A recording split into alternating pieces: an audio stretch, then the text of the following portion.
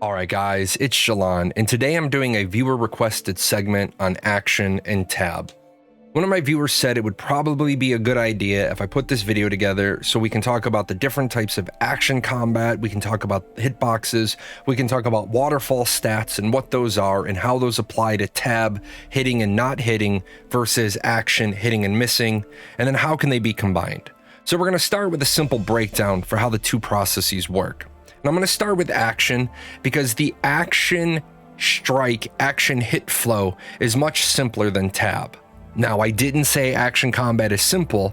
I said the action strike, action hit is simple because it boils down to this. The attacker either hits or the attacker misses. So the way it works is the crosshair on the target at the exact moment when you hit the attack button. And guess what? If it is, that's a hit. If it isn't, you missed. Now, I know some people are going to say, well, I didn't miss, he dodged. Yes, in action combat, your opponent is not going to be standing still. Your opponent is going to be juking, diving, dodging, dipping. They're going to be trying to get out of the way. They're going to try to flank you. They're going to try to put cover between you and them. But at the end of the day, the flow was the crosshair on the target when you hit the attack button. Now, action combat isn't simple. It's not easy. It can have things in it like active blocking. It can have active dodging. It can have invulnerability frame dodging. The thing about iframe dodging is iframe dodging doesn't mean I missed you. The crosshair was still on you. I pulled the trigger. I still hit you. I just didn't do any damage because you're invulnerable to the damage, not to getting hit. It's the same thing. You can go invulnerable in other ways. You can do this from abilities. You can do it from items, trinkets, procs. But all of these things need to be considered for the damage phase. They're not part of the attacker hit or miss attack flow.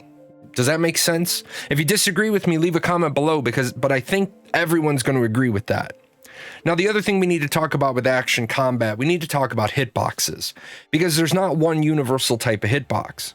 So in this game, in the first game we're going to play, you have a very form-fitting, very skin-tight hitbox. This is very first-person shooter-ish, very precise. You need to be very accurate.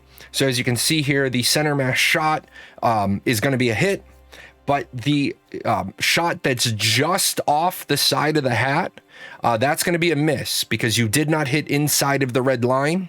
That's a miss. Now, this is going to be different because in some MMORPGs, you have a standard standard offset box. This allows the developer to account for races of different heights, races of different widths. So it's going to be the same thing. That center mass hit hits the character and hits inside of the red. So that's a hit.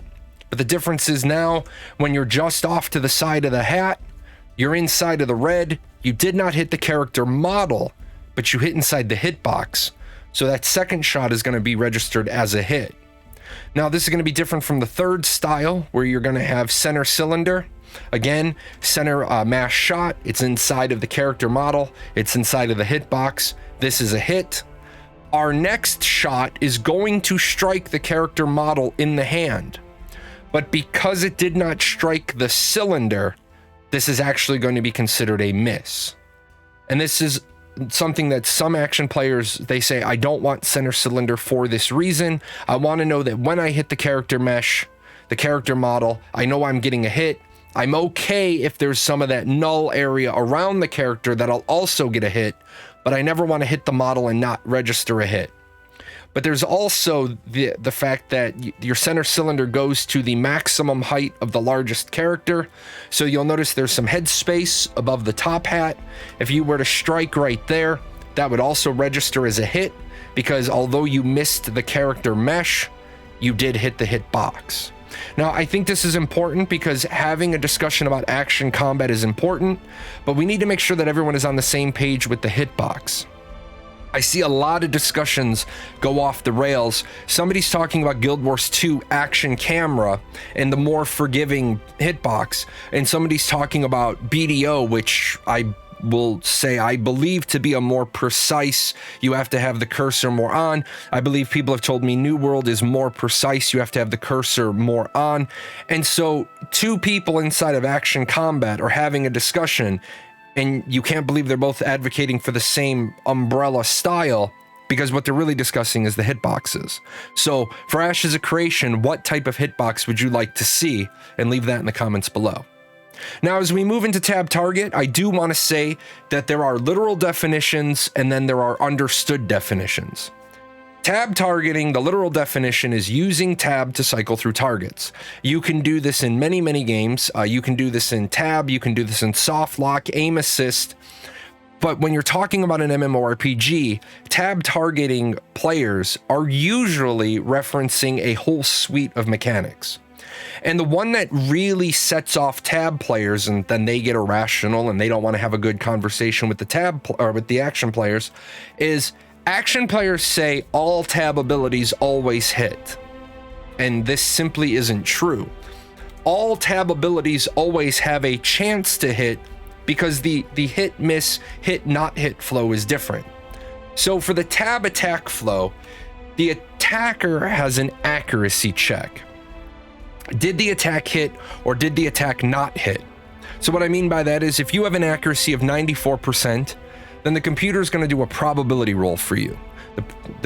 It's going to say somewhere in a D100 range, if you get between 1 and 94, you hit.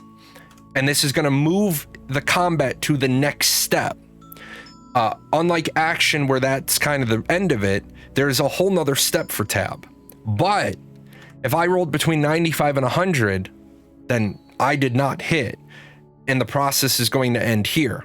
Now, you'll notice I didn't say miss. The reason why I didn't say miss is because I think words matter, and I think that you can have a successful accuracy check on your check and still miss on the evasion step, which is why hit, not hit, hit, miss is different.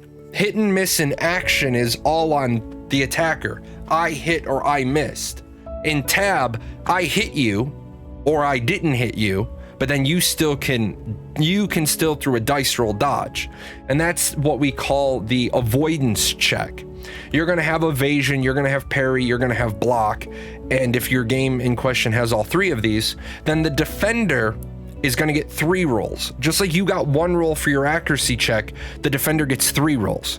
And if the defender wins any of those 3 rolls, then the attack process ends because the attack was avoided.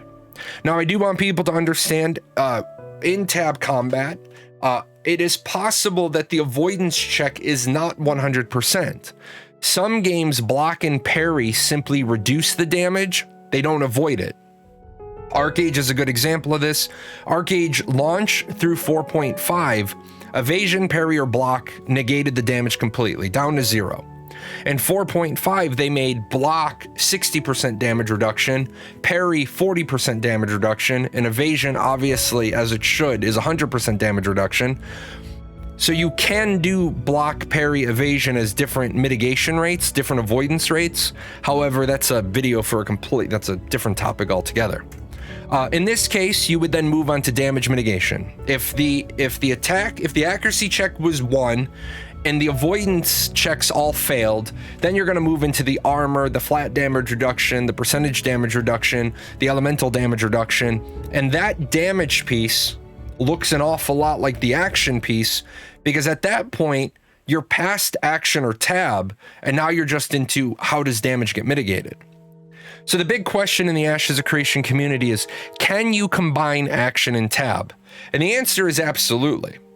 If you don't want to eliminate anything, you can actually put all the steps from both systems into one game. So you're going to have the hit style getting resolved, be it action or tab, regardless. And then you're going to resolve avoidance. First, you're going to resolve action avoidance if you have an iframe dodge. If you have an iframe dodge, you resolve that first, because if you got hit and you were invulnerable, you took 0 damage. Next, you're going to resolve active blocking, because active blocking is damage reduction. Active blocking, you are still hit. You get hit when you are actively blocking, but what you're doing is you're reducing the damage. Then you're going to do passive checks, and you'll usually hear it as block, evasion, and parry. It doesn't have to be in that order. I prefer evasion, parry, block, but it's all going to be up to the game developer. Different things that they're going to do, or different things they may allow. They might want there to be parry first, then evasion, then block. They might want evasion, parry, then block, block first. Lots of different ways to do it. There's no wrong way, as long as we understand how it's being done. And then you would move into your damage reduction, like either system would have independently. On abilities, Intrepid Studios has actually solved the action tab hybridness, because in action camera mode, you can still use tab to lock a target. So you would have this first target directly in front of you, but that ranged target over there, you would hit tab, you could lock them, and so that tab is still going to lock a second target. Anything that is a tab ability then that you would hit a hotkey for would send those abilities that way, but your left mouse button attacks would continue hitting the person directly in front of you. Action abilities, again, action abilities on the person in front of you. For tab players wouldn't have this problem, because tab players would send their abilities to whoever they had tab locked. I was going to talk about active blocking in this video. I wanted to keep the video a little shorter. I also wanted to make sure that active blocking gets its own discussion. Active blocking was shown in the June live stream. I'm actually doing an entire video on active blocking. Until then, I have a forum thread on active blocking with some ideas, and when the active blocking video comes out, it should be in the upper right hand corner. And with that said, guys, that is it for today. Like I said, this was a viewer requested video. I know most people understand action. Most people understand tab. I do think there are some people out there that don't really understand the other system. So while they're advocating for what they want, they think getting what I want means the other guy can't have what he wants. And that's just not the case. You can blend waterfall stats, those passive evasion, parry, block stats, in with active blocking. So I think there's a lot of things that could be done, but I think a lot of people are forgetting that action is on the attacker, hit or miss. Tab is a two-part process. With that said, I do stream Mondays, Wednesdays, and Fridays. If you want to come in, you want to talk about this, you want to ask a question, come on over. If you like the music you heard in the background today, that's all owned by my record label. All of my fellow content creators, you can use that without risk of DMCA strikes. Until next time, guys, leave a comment below. Let's talk about the stuff you want to talk about, and then be on the lookout for that active blocking video.